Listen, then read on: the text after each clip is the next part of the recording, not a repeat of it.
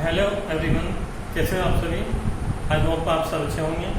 Today I discuss the remaining portion of the last topic rectifier.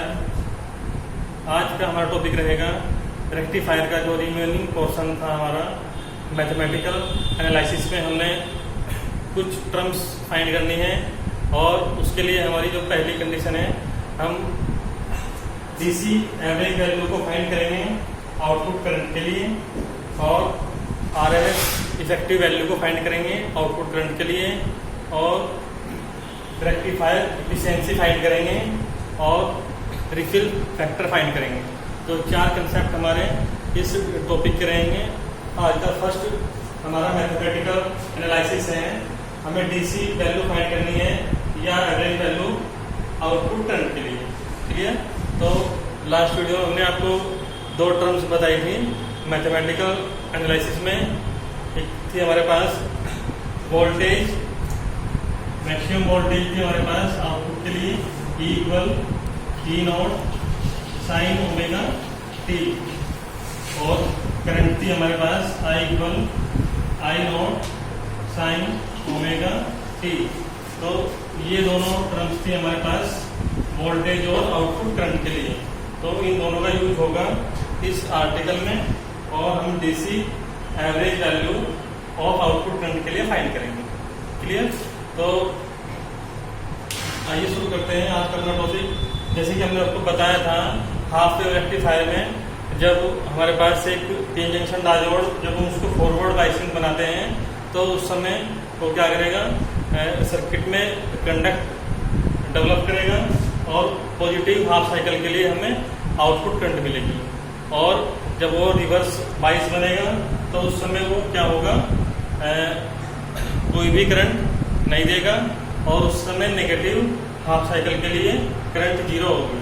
Clear. तो इस प्रकार ये ऑल्टरनेटिंग हमारे पास रिपीटेड पैटर्न है इन साइकिल का। तो इसके बेस पे हम पूरे एक साइकिल की बात करेंगे, पॉजिटिव साइकिल और नेगेटिव साइकिल। दोनों साइकिल को जब हम मिलाएंगे, सपोज दैट ये हमारे पास कोई इनपुट ग्राफ है, ये पॉजिटिव साइकिल, ये नेगेटिव साइकिल, ये हमारा T/2 और ये हमारा कंप्लीट T। तो हम एक साइकिल के लिए क्या करेंगे, आउटपुट करंट को फाइंड करेंगे और फिर उन एवरेज फाइंड करने के लिए हम टोटल करेंगे, इंटीग्रेट कर देंगे उस पूरी वैल्यू को और हमें डीसी एवरेज वैल्यू मिल जाएगी। क्लियर। तो आइए शुरू करते हैं। First condition, DC average value of output current. Clear है ना।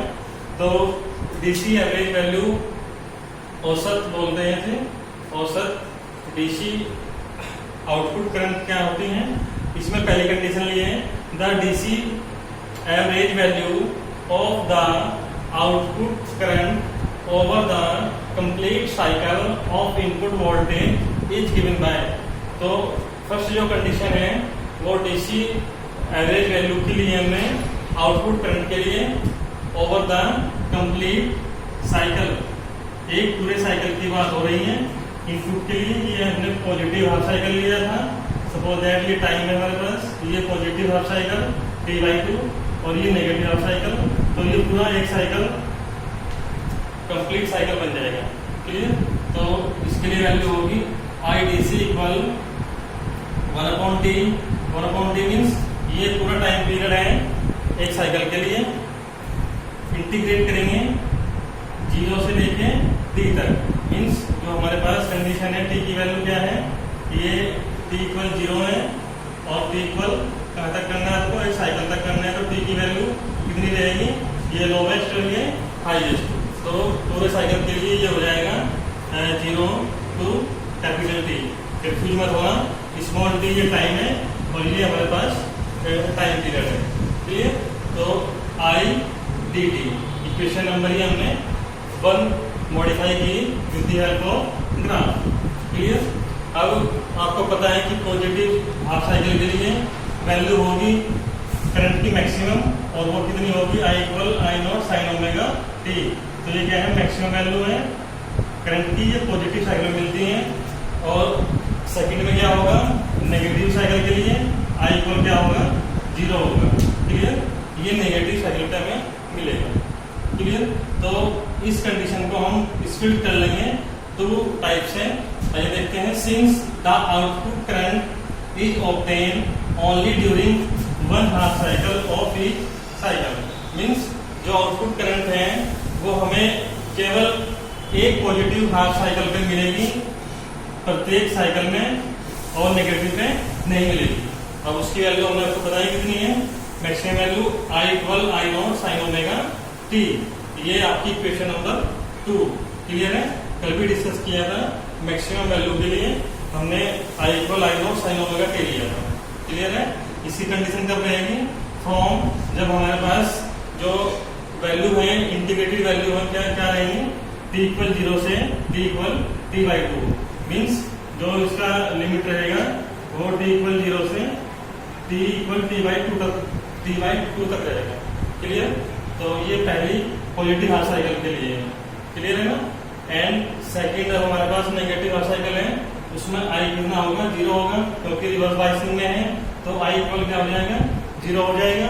ये आपकी इक्वेशन नंबर 3। और इसकी लिमिटिंग वैल्यू क्या होगी, इसकी लिमिटिंग वैल्यू होगी t equal t/2 to t equal t, means t equal t/2 to t equal t। तो ये पूरा कंप्लीट साइकिल हमने क्या कर लिया, कवर कर लिया।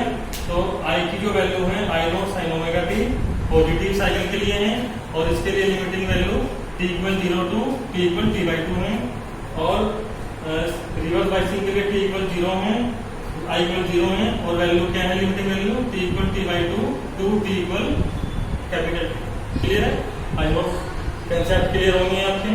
तो हमें एवरेज वैल्यू निकालनी है, तो जब भी हम एवरेज निकालते हैं तो सभी वैल्यू का सम कर देते हैं। क्लियर, और उनको हम क्या करते हैं, नॉर्मली डिवाइड करते हैं उसी नंबर से। सपोज दैट हमें एवरेज वेट निकालना है, तो अगर हमारे पास डिफरेंट बॉडी है डिफरेंट वेट्स की, suppose that 10 kg, 20 kg, 30 kg, 40 kg etc, तो हम उन सबको ऐड करेंगे और उतने नंबर से उनको डिवाइड करके हम एवरेज वैल्यू निकाल लेते हैं। क्लियर, बट यहाँ पे बात साइकिल की हो रही है, तो हम इस पूरे साइकिल के लिए हमें एवरेज निकालनी है, तो हम क्या करेंगे, इंटीग्रेट करेंगे उनको एक साइकिल के लिए t इक्वल 0 से लेके t इक्वल t तक, उनको स्प्लिट कर देंगे 2 टाइप से। क्लियर, तो तब भी निकल जाएगी हमारी एवरेज वैल्यू करंट के लिए। क्लियर है, तो आइए कंडीशन देखते हैं। thus we can say that the total average value is the sum of 2 integral value I equal I naught sin omega t, I equal I0 with sufficient limiting value। तो हम इनको add करेंगे और इनकी sufficient limiting value को भी हम क्या करेंगे, फंक्शन के ऊपर लगाएंगे। तो हमारे पास जो वैल्यू बनेगी IDC equal 1/t as it is, equation number 1 के अकॉर्डिंग मॉडिफाई कर रहे हैं ब्रैकेट। तो पहली वैल्यू है I naught sine omega t, तो I naught sine omega t, और इसकी लिमिट क्या है, t इक्वल 0 से t equal t/2, t equal 0 से t इक्वल t/2। ये हमारा हाफ साइकिल हो गया, पॉजिटिव हाफ साइकिल। प्लस आप करेंगे हम I इक्वल 0 को, और इसकी लिमिट लेंगे t इक्वल t/2 से t इक्वल t। क्लियर, ये इक्वेशन नंबर हमारी 4 हो गई। क्लियर है ना। अब 0 से लेकर t बचेगा हमारे पास, ये कंप्लीट साइकिल बन जाएगा, इससे ये कैंसिल आउट हो जाएगा। क्लियर है, इक्वेशन नंबर 4 तक आई होप कंसेप्ट क्लियर हो गया आपको। तो ये हमारे पास एवरेज वैल्यू है with sufficient integral value. Clear, और हमने इनको सम कर लिया दोनों को, और इक्वेशन नंबर 4 को हमने मॉडिफाई कर लिया। बस अब इजी से हो जाएगा ये। अब हम इसका इंटीग्रेशन करेंगे और जो वैल्यू इसमें है पुट करेंगे, तो इसके बाद फंक्शन बनेगा IDC equal 1/t as it is. ये फंक्शन हमारा 0 से लेके t/2 integration I naught sine omega t। Clear, और ये फंक्शन बन जाएगा हमारा 0, बिकॉज इंटीग्रेशन 0 है तो ये 0 हो जाएगा। तो हमारे पास जो रिमेनिंग फंक्शन बचेगा वो बचेगा IDC 1/t with an integral limit t equal 0 से t इक्वल t/2, क्योंकि हमें वैल्यू कहीं मिलती है पॉजिटिव हाफ साइकिल पे I naught sine omega t और dt। क्लियर। अब आपको चेंज करना पड़ेगा। तो हमारे पास पीरियोडिक टाइम है टी, वो किसके इक्वल होता है 2 पाई upon omega. Frequency angular frequency है, इसकी तो कंडीशन होती है हमारे पास। तो यहाँ पे जो टर्म हमारे पास फंक्शन है वो किसकी फॉर्म में है, फ्रीक्वेंसी की फॉर्म में है, तो इसको कन्वर्ट कर लेंगे टी इक्वल 2 पाई अपॉन ओमेगा। क्लियर। तो ये पीरियोडिक टाइम के लिए आप अलग से नोट कर लेना, इस प्रकार से फंक्शन चेंज होगा। और जो उसकी टी की वैल्यू है वो टी की वैल्यू हम पुट करेंगे जहाँ जहाँ पे हमारे पास टी होगा, तो टी यहाँ पे भी है और यहाँ पे भी है। क्लियर। तो जब इस वैल्यू पुट करेंगे तो 2 पाई अपॉन ओमेगा है, तो ओमेगा ऊपर कैरी करेगा तो ये बन जाएगा ओमेगा अपॉन 2 पाई। क्लियर है। और इंटीग्रेशन 0, जब यहाँ पे हम वैल्यू देंगे 2 पाई अपॉन ओमेगा तो 2 से 2 कैंसिल आउट हो जाएगा, तो ये बचेगा पाई अपॉन ओमेगा। क्लियर है। आई होप इतना तो आपको नॉलेज होगी कि आप इस प्रकार ये हमने फंक्शन चेंज किया है, कुछ नहीं किया, सिंपली वैल्यू पुट करी है टी की। क्लियर। जिसे वैल्यू पुट करोगे आप तो सोल्व करके omega upon 2 pi 0 to pi upon omega I naught sine omega T, ये हमारे पास फंक्शन बनेगा इक्वेशन नंबर 3। यहाँ तक क्लियर है तो आप बताओ, उसके बाद आगे करते हैं सॉल्यूशन। ये हमने इसलिए किया है क्योंकि ये फंक्शन हमारे पास एंगुलर फ्रीक्वेंसी में है ओमेगा पे, जब हम इसका इंटीग्रेशन करेंगे तो हमें वैल्यू यहाँ पे चाहिए। क्लियर। तो यहाँ तक हमने इस प्रकार किया। अब इंटीग्रेशन करेंगे, इक्वेशन नंबर 5 को आगे सोल्व किया हुआ है। I D C equal omega upon 2 pi रहेगा एच टी, ठीक है, एच डी लिया ओमेगा अपॉन 2 पाई। क्लियर। और आई नोट को बाहर लेंगे, तो आई नोट हमने बाहर लिया, राइट। अब इंटीग्रेशन होगा साइन ओमेगा टी का, तो साइन थीटा का होगा माइनस कोस थीटा, और थीटा का फिर दोबारा हो जाएगा थीटा टी है ना, तो यहाँ पे फंक्शन है थीटा की जाएंगे ओमेगा टी, तो ये हो जाएगा माइनस कोस ओमेगा टी, और ओमेगा टी का दोबारा हो जाएगा तो ये होगा ओमेगा। क्लियर। और ये अपॉन में आएगा, तो इसलिए ये बाहर आ जाएगा, आई नोट तो ऑलरेडी है अपॉन ओमेगा। क्लियर। और ये आपका विद लिमिट आ जाएगा माइनस कोस ओमेगा टी और 0 to pi upon omega, equation number 6। Clear है। तो इंटीग्रेशन किया है सिंपली, कोई प्रॉब्लम है तो आप डिस्कस करोगे, तो ज़्यादा बड़ा ये मुद्दा नहीं है बताने का, तो इजी से हो जाएगा। क्लियर। तो इक्वेशन नंबर 6 आपने इस प्रकार से ये फॉर्मेट किए हैं।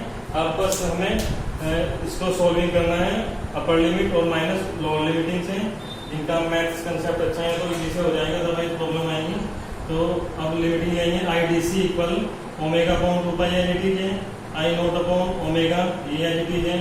तो हम लिमिटिंग लेते हैं upper limit minus lower limit, ये कंसेप्ट है। तो माइनस कोस ओमेगा टी और माइनस फिर आएगा क्योंकि फंक्शन में माइनस कोस ओमेगा टी। तो जहाँ पे हमारे पास टी की वैल्यू है 0 है और पाई अपॉन ओमेगा है, तो पहले लेंगे टी की value pi upon omega. Clear है ना। तो ये बन जाएगा minus cos omega into pi upon omega minus, ये फंक्शन में है और ये ऑलरेडी इंटीग्रेशन में है, माइनस कोस ओमेगा टी की वैल्यू क्या है 0। क्लियर। तो इस प्रकार हमने इंटीग्रेशन लिमिटिंग को ओपन किया। तो आइए देखते हैं आगे। आई डी सी इक्वल ये ओमेगा से ओमेगा कैंसिल आउट हो जाएगा और फंक्शन क्या बचेगा आई नोट अपॉन 2 पाई, आई नोट अपॉन 2 पाई। क्लियर है। आप इसको सोल्व कर लीजिए, ओमेगा से ये कैंसिल आउट ओमेगा। क्लियर। तो ये बचेगा माइनस कोस पाई। क्लियर है। अब ये माइनस ऑलरेडी फंक्शन में है तो माइनस माइनस प्लस, और कोस ओमेगा इंटू 0 है तो हो जाएगा कोस 0। क्लियर। तो यहाँ तक ये क्लियर है। तो अब लास्ट में लास्ट स्टेप है हमारे पास I D C equal I naught upon 2 pi H T, cos pi की जो वैल्यू होती है -1 और ये माइनस ऑलरेडी तो माइनस माइनस प्लस हो जाएगा, प्लस कोस 0 की वैल्यू होती है +1। क्लियर। तो ये लास्ट एक्सप्रेशन आने वाला है, रिक्वायर्ड एक्सप्रेशन 1 और 1 ऐड कर लेंगे 2 हो जाएगा, तो 2 आई नोट हो जाएगा ये अपॉन 2 पाई हो जाएगा। क्लियर है। तो ये आपने टेबल से इनकी वैल्यू को रखा और इसको सॉल्विंग किया और लास्ट एक्सप्रेशन आने वाला है जिसका हमें इंतजार था। तो ये हो जाएगा I D C equal I naught upon pi, तो I D C equal I naught upon pi, equation number 7 hence proved. Clear? तो this is the required expression of DC average value of output current for the half wave rectifier. तो ये half wave rectifier के लिए हमारे पास output current value है DC average में, जो कि मैक्सिमम वैल्यू आई नॉट के साथ किसका रेशो है, पाई का रेशो। क्लियर? तो इस प्रकार हमें ये अपना आर्टिकल कंप्लीट करना है। क्लियर? एक बार इसको रिवाइज कराते हैं स्विफ्टली। पहली कंडीशन हमने एक कंप्लीट साइकिल के लिए लेंगे तो I D C 1/t 0 to t I D T हो जाएगी। अब इस आई को करंट को हम स्प्लिट करेंगे टू टाइप से, एक पॉजिटिव साइकिल के लिए और नेगेटिव साइकिल के लिए with an limiting values t = 0 से t = t/2 और t = t/2 से t = t। अब इनकी वैल्यू को हम सम करेंगे और इंटीग्रेशन को हम विद लिमिटिंग सोल्व करेंगे और ये इक्वेशन नंबर 4 बनेगी। ये 0 है, यहाँ से रिमूव हो जाएगा। अब ये फंक्शन बनेगा हमारे पास, इक्वेशन 5th बना लेंगे और टी को ओपन करेंगे एंगुलर फ्रीक्वेंसी के साथ में, इसको इंटीग्रेशन करेंगे हम, इंटीग्रेशन के साथ साथ इसको हम सोल्व करेंगे और सोल्व करने के बाद ये रिक्वायर्ड एक्सप्रेशन आएगा आई डी सी = I0/π। क्लियर? ये इस प्रकार आपका कंप्लीट आर्टिकल होगा। क्लियर? इसमें एक फंक्शन हमारा, और अगर आपको वोल्टेज फाइंड करनी है तो सिंपली वो 2 स्टेप से हो जाएगा, जैसे कि हमने कल आपको बताया था। तो अब उसको देख लेंगे। अब हम इसमें एक कंसेप्ट लेंगे जो डीसी एवरेज वैल्यू में आउटपुट करंट में, उसको हम अक्रॉस द लोड रेजिस्टेंस लेंगे। जैसे कि हमने कल बताया था आपको RL, ये फॉरवर्ड जो हमारे पास रेजिस्टेंस है स्मॉल, उसके साथ ही सीरीज में है, इसके कोरस्पॉन्डिंग लेंगे तो EDC हो जाएगा IDC × RL। कल का फॉर्मूला है ये, इससे निकल जाएगा V = IR से। क्लियर? तो ये हमारे पास करंट है और ये हमारे पास रेजिस्टेंस है। क्लियर? इसको लिया था हमने E में, ये DC के लिए बात हो रही है, I DC है और ये RL हो जाएगा। क्लियर? तो इस प्रकार के फंक्शन को आप इजीली से ओम्स लॉ से कर सकते हैं। E = IDC RL, equation number 8 बन जाएगी। अब IDC वैल्यू कितनी फाइंड की हमने, अभी फाइंड की है IDC I0/π। क्लियर? उसकी वैल्यू पुट करेंगे IDC में, तो IDC हो जाएगा I0/π × RL। क्लियर है? अब लास्ट कंडीशन बनेगी I0, हमने कल वेरीफाई किया था, I0 कितना है, E0/RF + RL। जब फॉरवर्ड रेजिस्टेंस किसके साथ है, लोड रेजिस्टेंस के साथ है सीरीज में, तो मैक्सिमम वैल्यू होती करंट की I0 = E0/RF + RL। क्लियर? तो ये E0 की फॉर्म में हमारे पास एक्सप्रेशन बन जाएगा। लास्ट कंडीशन है EDC = E0RL/π RF + RL। Clear? तो ये हमारे पास आउटपुट वोल्टेज है, करंट सॉरी आउटपुट वैल्यू है ये हमारे पास वोल्ट की, जो कि डीसी के लिए है अक्रॉस द RL। तो IDC = E0RL/π RF + RL, hence proved. Clear? तो इस प्रकार ये दोनों कंडीशन आपको करंट के लिए भी आउटपुट और आउटपुट वोल्टेज के लिए भी फाइंड करनी है। क्लियर? और ये मैथमेटिकल आपका न्यूमेरिकल प्रॉब्लम के लिए भी एक स्पेशल टॉपिक है, सिंपली आपको वैल्यू देगा और ये आपको विद फॉर्मूला के साथ आपको इजी से ये करना है। क्लियर? तो ये कंप्लीट हमारा एक कंसेप्ट पूरा हुआ है।